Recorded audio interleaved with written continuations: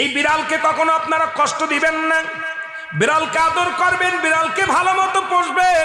বিড়াল যদি কোনো জাতির জন্য দোয়া করে, কোনো গৃহস্থর জন্য দোয়া করে, ওই সংসারের মধ্যে উন্নতি শুরু হয়ে যায়।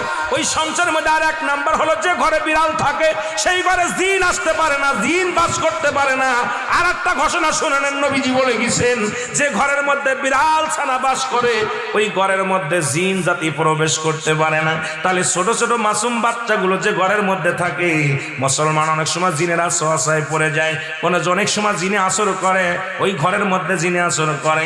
যে ঘরের মধ্যে বিড়ালকে আদর করে বিড়াল থাকে, ওই ঘরের মধ্যে বিলাই বিড়াল বিড়াল বিলাই বিলাই, এইটা যার ঘরের মধ্যে আছে এই ঘরের মধ্যে দুষ্ট জিনেরা আসতে পারে না। জোরে জোরে চিল্লায়া বলা যাবে না মারহাবা।